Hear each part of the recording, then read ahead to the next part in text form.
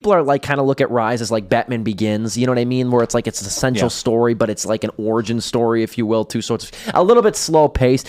I'm actually not the biggest fan of Dawn. I think it's an okay movie. I think it's a fine movie for what it is, but I think it's also a little bit too simple. I think it's also not as well developed as Rise was. And don't get me wrong, Rise had a couple questionable moments, but the weakness of this franchise, I think, has been and keep in mind, I'm not a fan of the original 5 Planet of the Apes movies. Out of 5, the original 5 Planet of the Apes, I like one of them, and it is not the first one. I actually like Escape from the Planet of the Apes a lot, which is the 3rd film in the series. I think that hits the emotional impact of the film the best. And the thing I can admire about almost every Planet of the Apes movie from the original franchise from 1968 to 1973, I believe, the thing that I can admire about them is they weren't afraid to try things different. That no sequel, even the less positive ones, or less quality ones, they're all different from one another. And the other thing I like about them, too, is they're not afraid to end pessimistically. No. Which, Escape from the Planet of the Apes is that ending still, I put that on a list of, like, movie endings that still kind of stays with me. Is that the Doomsday? Not quite. It's that's the movie where the apes finally come to Earth. Okay. You know what I mean? And they have the 2 apes come and they have a baby named Caesar in that film. It's a very, very devastating movie in a lot of respects. But anyway, this new series, I've been more affectionate. I'm not a big Planet of the Apes fan. I think it's almost a little bit overreaching to call. I mean, it's pretty much fact that the first Charlton Heston film from 1968 is a pioneer in the science fiction film genre.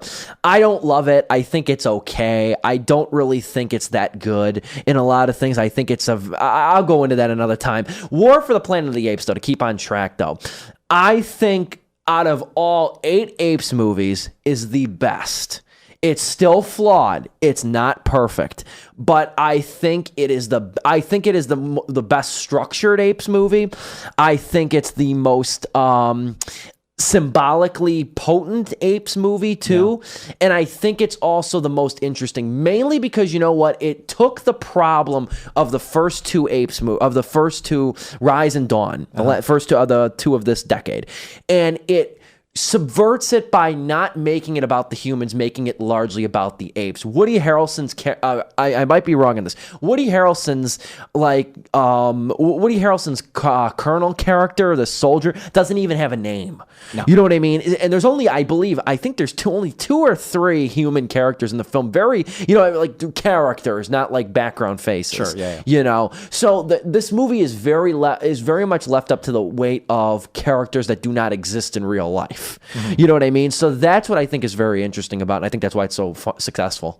Assuming this is the first Apes movie you've been to, at least in the new trilogy. In the theater, yes. They try so incredibly hard and succeed.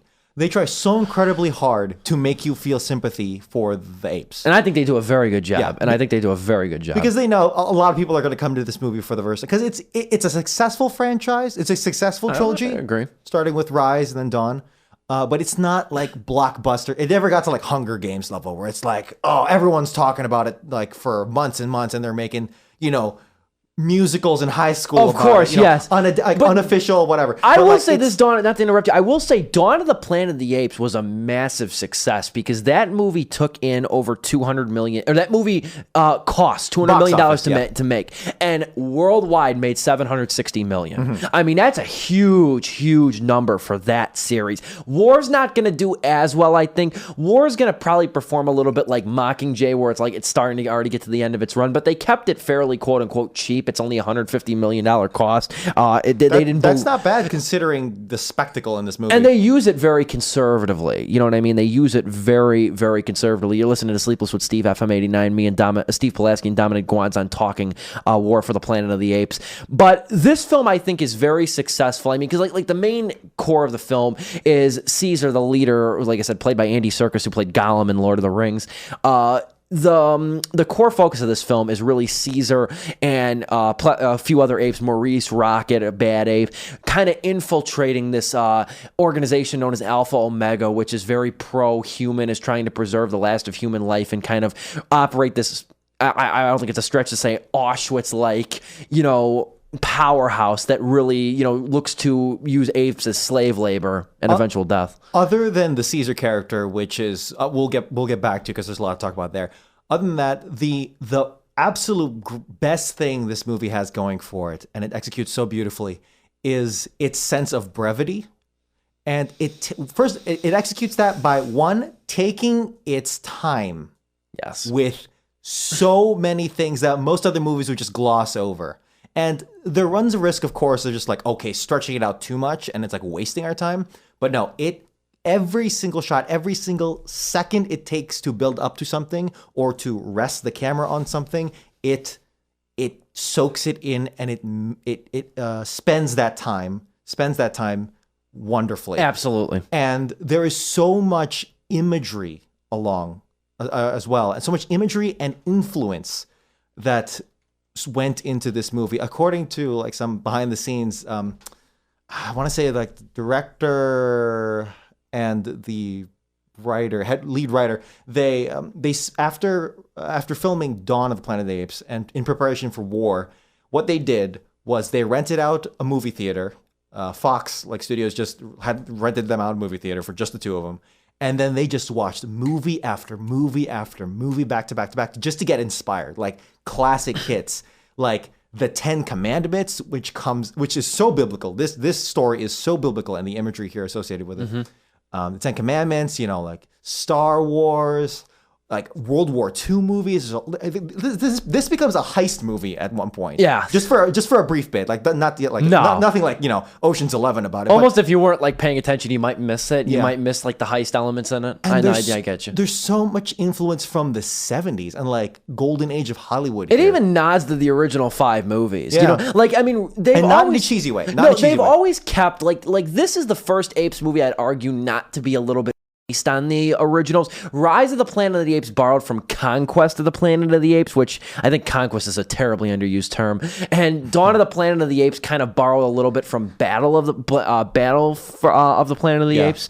I hope I'm not mincing my prepositions here, but this one kind of really goes on its own tangent. It doesn't explicitly take narrative elements from the original series. It almost winds up being an homage to everything, to in a lot of, but never in a way that's overtly obvious or feels like a ripoff. Yeah, at no point do they go. The elegance of this movie is an underrated quality. Yeah, they never wink to the camera and oh look, this is the Charlton Heston movie we're referencing. No, they don't do anything they're like that. Very smart, and they're also smart too with I would argue the comic relief of Bad Ape. It's perfect. It's just enough. He's very nuanced, and but he's still a very good character. Like the scene when he's got the binoculars in the wrong direction. You know what I mean? Very simple. Very elegant. Again, there's a big word here. That could have been such a Jar Jar Binks moment. Yes. Okay, we get. How many times have we seen the binoculars? Oh, look, it's far. Apes, a joke, right? But the timing of it, the expression of these apes, and let's hit that now.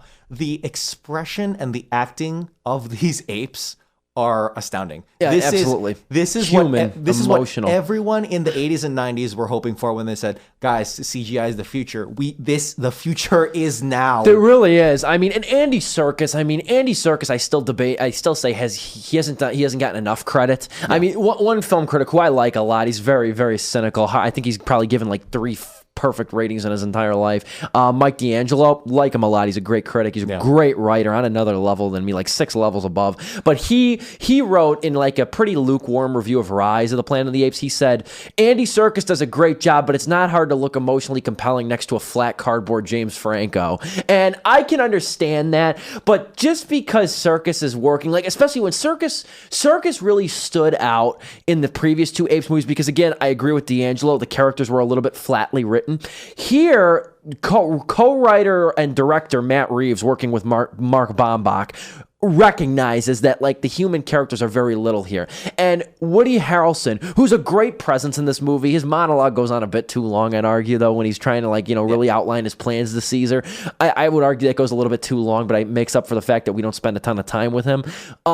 They got it down to really focus on the gravity of these apes. And Maurice, who's motion capture, that's how they did the animation here, motion capture is done by Karen Covenall, a woman. The older ape, the older older, what's the name of the Maurice. orangutan, the Maurice. That motion capture is done by a woman, and I think she's been Maurice for all 3 movies. I could be wrong, but I think she's been Maurice for all 3 movies. Yeah, that makes sense because that character is kind of like the voice of reason to Caesar. And it's very wise. You know what I mean? Even though I'd argue Caesar's wise too. You know what I mean? He's definitely wise, but he's got so much pressure on him. He needs that. He needs extra an mind. anchor. He needs an anchor with not as much at stake at Caesar. You know, but this is a very, this is a very good movie, and I think that there's a lot of intensity here that really build. I think the environment is shown incredibly well too. This whole sort of, like I said, Auschwitz, like, because there's a lot of parallels, like you were saying, World War II movies. There's a lot of parallels to like the Holocaust here, Holocaust, and even slavery era America too. And it flips back and forth because you can't even pinpoint it to this is specifically this moment in time. Movie. No, at one point, like I was thinking, this is Steve McQueen's The Great Escape. Like at some point. And then other points, it's like, okay, this is the 10 Commandments where the Hebrews are in Egypt. Oh, now we're here, and it juggles all that really well. Yeah, and the thing is, I mentioned this in my review. You can read my review at stevethemovieman.proboards.com, shameless plug, or influxmagazine.com. My written review award for the Planet of the Apes. I said this is how I started my review. I said, as a child, I'm not reading directly, but I said, as a child, I loathed the phrase, "it is what it is." I thought of it as like a cop-out answer for a response, or a lazy response from grown-ups who couldn't think of something better to say or didn't feel like saying anything. But I fully admit, like the hack writer I am, is that almost every of the Planet of the Apes movies that I've reviewed up until War has been like a 6 to 10 paragraph expansion upon the phrase I've yet to use, but always kind of thought with the movie, "it is what it is." And that's really like, it's a bad place to be, is like, it's a lazy, a critical evaluation. I get it. But like, that's kind of how these movies have really left me. You know what I mean? It's kind of like it is. There's a couple points. The technology's good. Even in a couple of the older ones, the technology's not bad. It's pretty, even it holds up a little bit, I'd argue, today. But these are on a whole nother level, obviously, a whole nother technical level. But this movie finally gives, like, I think a lot of the thematic depth of a lot of the original films. I think it really gives a nuance kind of to the blockbuster, especially now that like movies like Transformers: The Last Night have been underperforming and stuff. This gives a new level of nuance and conviction to the blockbuster that it really needs right now.